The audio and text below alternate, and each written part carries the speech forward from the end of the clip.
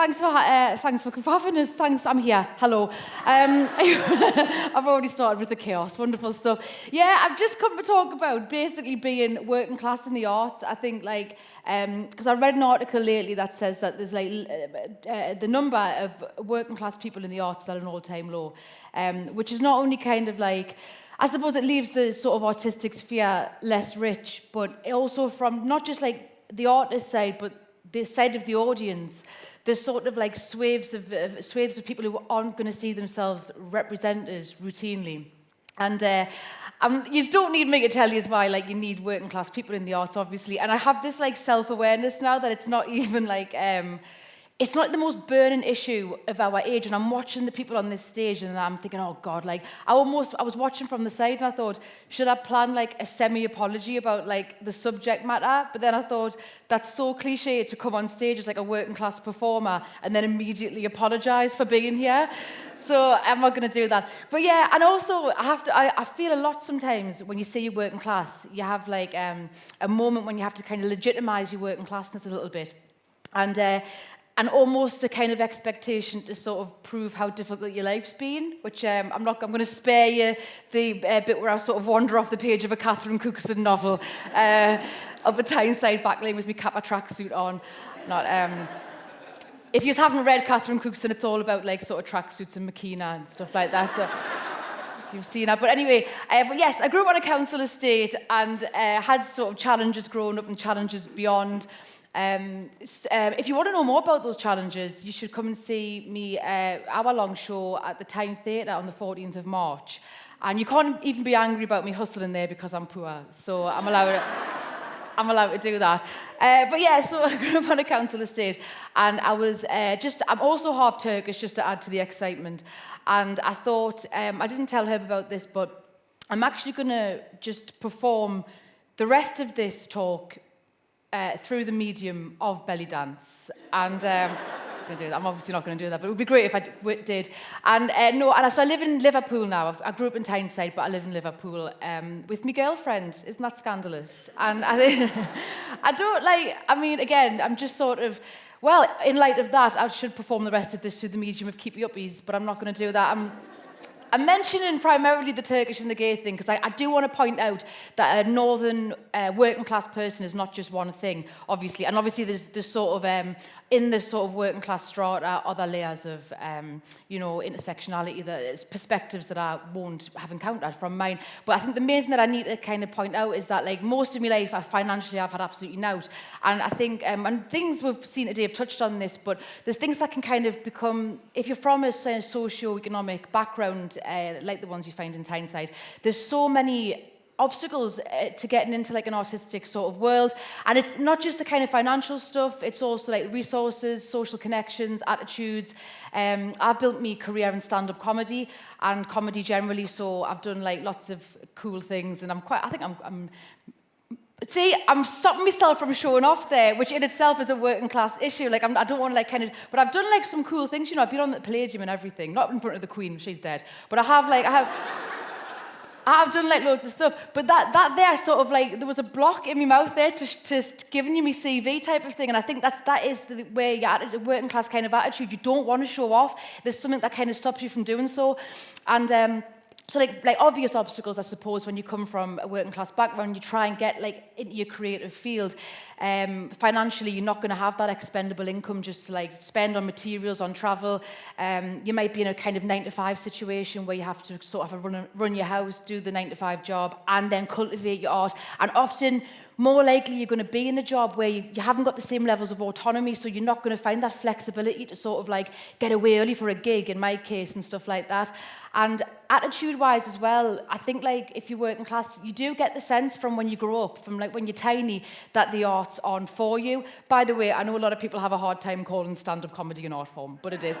But it is the kind of thing where you sort of, you feel like it's not for you, and you feel as though it's very reckless or frivolous to pursue a career in the arts, and it's sort of quite a lofty idea.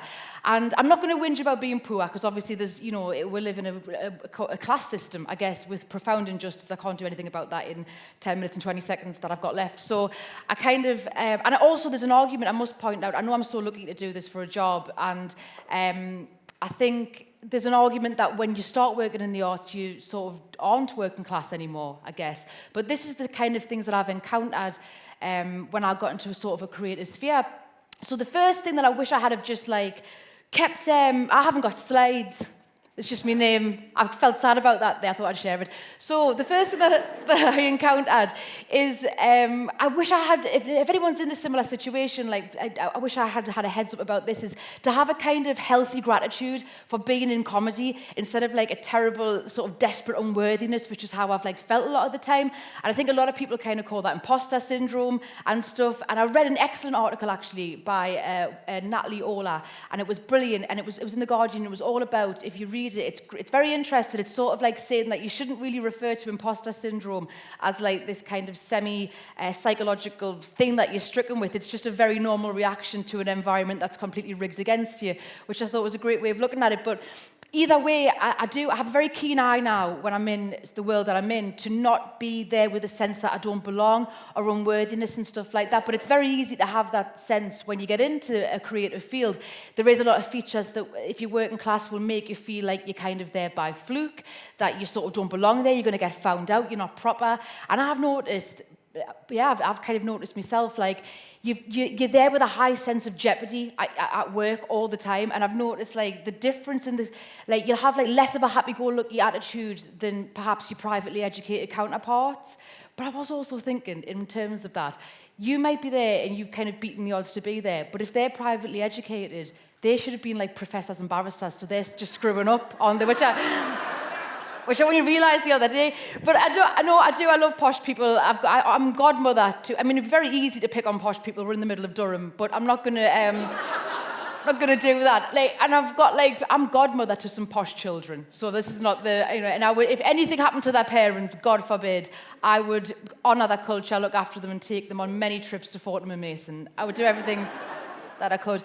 But I was thinking about that, and I was looking at people who, I suppose it's, well, it's quite pertinent today. Some education systems, even if you're not from an education that would have promoted you sort of being very creative or sort of platforming yourself in that way, you can't just copy off people who were a little bit. Like, I'm not saying like wear red chinos and go on skiing holidays, but it is better to kind of be in a creative field and have that confidence and have that playfulness about you. Like, there's nothing wrong with embracing that once you're there. And especially if it sort of cultivates this kind of healthy gratitude in you. And I just tend to like focus on the laughter, I suppose, which is, that's a comedian's barometer to if you're doing well, which makes this horrifying. I must say, I've got no idea how I'm doing.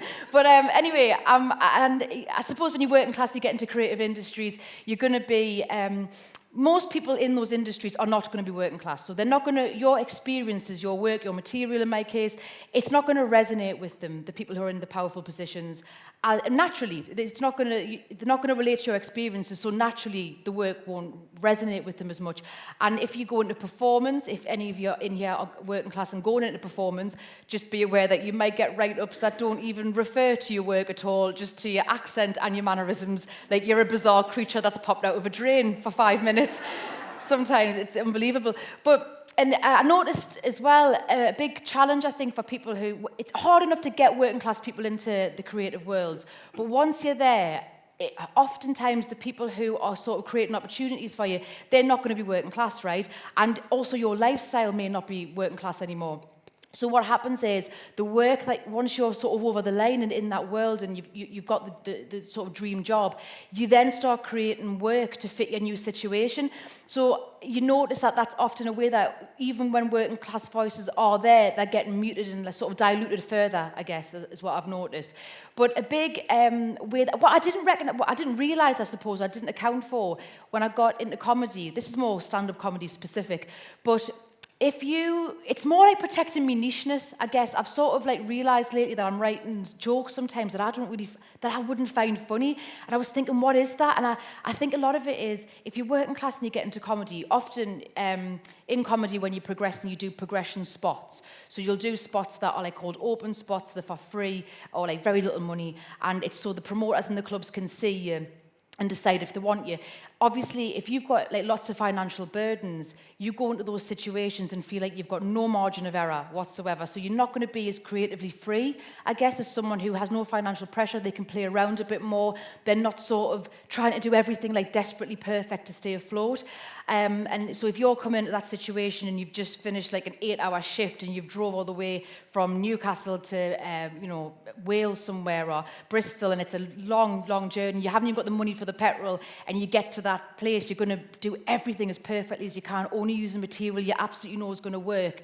And that's great, it's going to get you sort of progress, but I think there is a sort of an aversion to wanting to creatively kind of stretch your legs, I guess, and that becomes negative, I think, for like the artist and for any gig you're on. And you're not going to have that same freedom to pick and choose the gigs that you want to do. So you're going to have to do gigs that are just quite dog rough sometimes. And you can't do your whimsical bit about like teapots and like so, to all like these stags and hens. So it's just like little ways that if you have to keep sort of focusing on doing everything you possibly can to stay afloat, the nuances in your work can kind of get eroded a little bit. And I've noticed kind of if you're doing, if you're doing loads and loads of gigs, you'll travel more for your gigs. So you'll go up and down the country. And because of that, I guess your work has to be very far-reaching. It has to be, and I'm not saying, like, it's good to not have localised material. If I have to do one more ad-lib about a Greg's pasty, I'm going to throw myself in the Tyne, honestly, or the sea, to not be localised. But it's a good thing initially, but when you start comedy and if you're going up and down the country everywhere and having to perform to a sort of a wide demographic of people, you have to have a very, you're catering for a lot of people, and your set has to be quite sort of adaptable and far-reaching, and that's great. Everyone, regardless of whether you're working class, has to do that as a comedian, but it's a big sort of obstacle to kind of scale, I guess, in regards to protecting your nicheness, I suppose. I don't know if nicheness is a word. Is it? No one's helping us. You nodded, madam. Thank you. It is a word. Anyway, and what I will say about that, quite an annoying byproduct of sort of protecting the nuances in your work.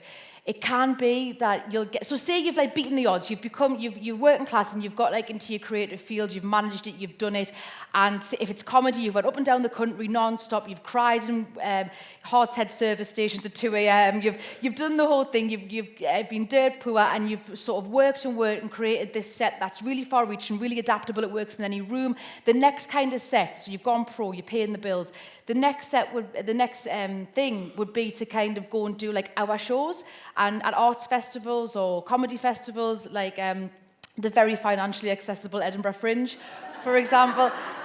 Good one. But if you go there, what you often find is sort of people reviewing you or watching you will be very critical if they get a sense of sort of a comedy club vibe to your work, or like a comedy circuit sort of thing.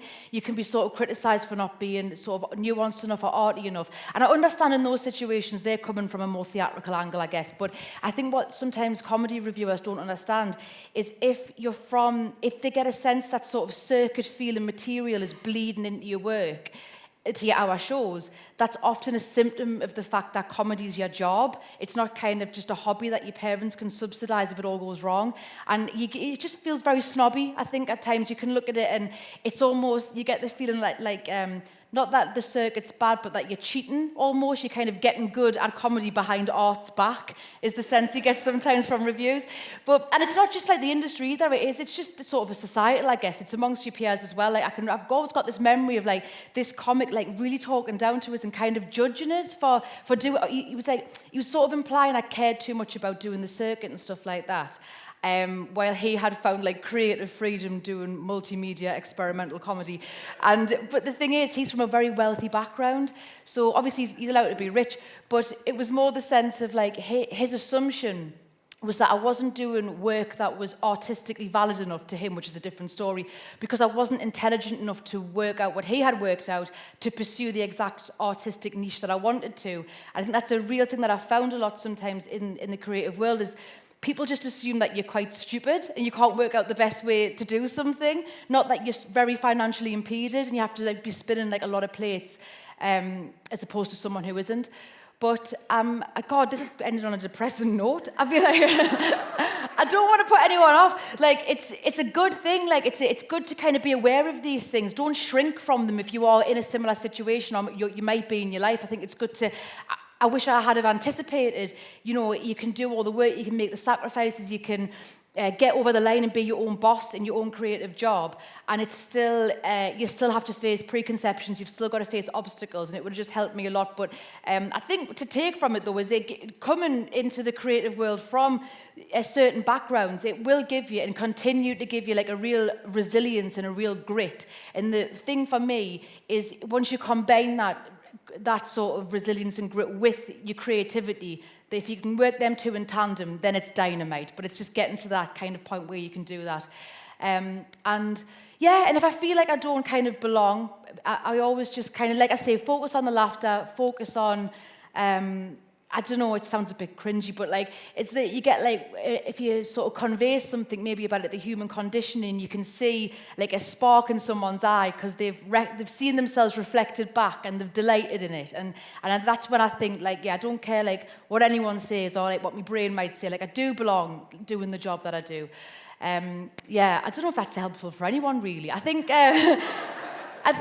suppose if you're ever going to be in a situation like that, you can take some tips from that. It might make you feel less alienated if you've got you don't feel like you're sort of worthy of where you are. I should have left it on a more rousing note, but I am poor. I was just doing this for the money, to be honest with. I'll leave it there, right? I'm Louise Young. Thank you very much. Thank you for listening to us. Thanks. Do I stay? Where should I go? 1 minute over. First of all, thank you so much. That was great. Obviously, I'm not a comedian, as you probably guessed, and I'm not in the arts. Is being in the arts or in comedy like being in pro golf or something, where does it tend to be more dominated by folks who come from money? I've not had a lot of experience in professional golf, but. I don't know I actually think the opposite of the entire thing I've just said there, just to discount that 15 minutes, because I think comedy is actually the one place where, oh God, me wires, if you are, I'm a puppet, if you are working class, I feel like it's, because I didn't even want to be a comedian, I actually hated half the time in reality, but I think I wanted to be like a writer, and I wanted to do script writing and stuff like that, but that is just impossible to get into if you're working class, because you've got no social connections whatsoever, whereas with comedy, no one can stop us from getting on a stage within reason. Obviously, I don't just get on random stages, but no one can stop me from going to an open mic and forcing yourself into people's faces. And so, in that sense, it is quite accessible stand-up, but it still has the same as most of the arts, I think, problem-wise. But being a writer is a lot more challenging coming from a working class background. I would imagine. Yeah. Okay. I think so. Well, just out of curiosity, how does one actually make it as a comedian? Like, I mean, is there what's next for you? Let's put it that way. Oh God. Well, my Tiny Theatre was on the 14th of March. So you can get your tickets. It's a lot of tickets to sell, and I'm shitting myself. It'll be. No, I think what's next, I don't know, to be honest with you. I've got no idea, but I'm enjoying... No, I'm not enjoying stand-up. It's actually quite hard, to be honest with you. It's hard, like the driving's very relentless, and it's very, very difficult, but it's... I don't know the answer to the question. Okay. Well, we will be sure to mention the 14th of March at the Tiny Theatre. Yeah. Right? I'll go, and if you could provide me a list of everyone's name here, and I will be checking up to make sure you did all come along. Thank you very much for having us. Thank you. Thank you. Cheers. Thank you.